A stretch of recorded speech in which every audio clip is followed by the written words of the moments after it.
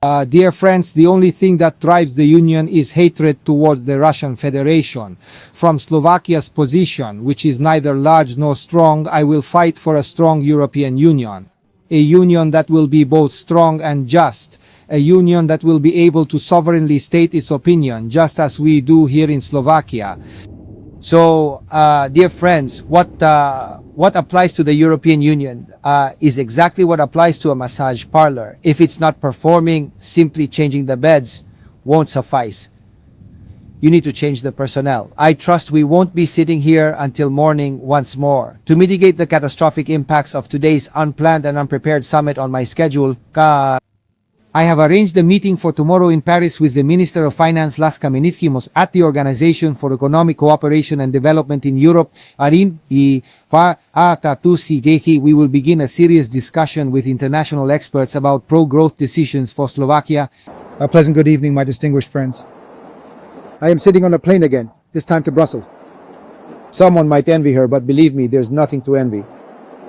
The President of the European Council, Antonio Costa, called an extraordinary meeting of the European Council to alleviate the panic among some of the member states. But simultaneously, without us making any decisions or knowing when it's going to finish. It was simply a tremendously expensive dinner held in Brussels. If I take into account the costs for the government's special flight and this completely unprepared summit meeting, I would certainly have 100 different reasons to reject this kind of international improvisation. But if I had decided not to travel to Brussels, then every single expert from the opposition here in Slovakia would have gone absolutely ballistic, claiming that I was deliberately ignoring the European Union and Brussels. Yes, it is generally accepted that we should not ignore Brussels. We must not, however, fall victim to the incompetence displayed by the European Union's leadership. I couldn't help but smile when I was reading Dagdanish's comment on Makeri. I quote him saying that the time has truly ripened to replace the current leadership of the European Union, and that Slovakia could openly and clearly name this problem aloud. I understand that it's difficult for the media to acknowledge that Schmier or I are right. However, Dagdanish, being one of the very few highly respected political commentators, must certainly be aware that I have openly protested against the nomination of the former Estonian Prime Minister, Kaja Kallas, to serve as the incumbent for the position of the so-called European Minister of Foreign Affairs, and that quite recently, specifically at the start of January of this current year, I publicly demanded her replacement.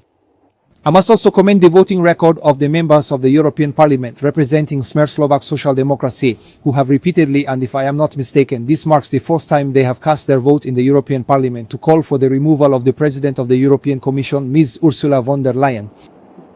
Ladies and gentlemen, I am for the European Union. I appreciate the positive impact that Slovakia's membership in the European Union has had on our nation's development up to this point. However, that cannot mean that I will be held back by pro-Brussels sentiment, as we see in the case of the current anti-Slovak and purely pro-Brussels opposition. We cannot afford to have people in the leadership of the European Union pause, with whom the decisive global players refuse to meet, pause, or even engage in a good constructive argument. If the American Minister of Foreign Affairs, Marco Rubio, pause, repeatedly refuses to hold a meeting with Kaja Kallas, pause, let alone have a constructive debate or disagreement with her, pause, then what exactly is the benefit or purpose of her service? We can only emerge from the deep crisis the EU is in with new leadership, new ideas. Three things are holding us back. We are unable to compete with China or the Global South because of our excessive climate goals. We are unable to effectively manage illegal migration, and we should look to the American President Donald Trump as a model for his uncompromising stance towards illegal migrants, and we do not possess the necessary courage to express our own independent views on fundamental foreign policy questions. The current leadership of the European Union provides absolutely no answers to any of these critical questions. For this reason, it must be removed and replaced. This is not anger or a personal remark, this is simply political reality. Dear friends, the only thing that drives the Union is hatred towards the Russian Federation. From Slovakia's position, which is neither large nor strong, I will fight for a strong European Union. A union that will be both strong and just. A union that will be able to sovereignly state its opinion, just as we do here in Slovakia. So, dear friends, what applies to the European Union is exactly what applies to a massage parlor. If it's not performing, simply changing the beds won't suffice. You need to change the personnel. I trust we won't be sitting here until morning once more. To mitigate the catastrophic impacts of today's unplanned and unprepared summit on my schedule, I have arranged a meeting for tomorrow in Paris with the Minister of Finance Las Kamenitskimos at the Organization for Economic Cooperation and Development in Europe, we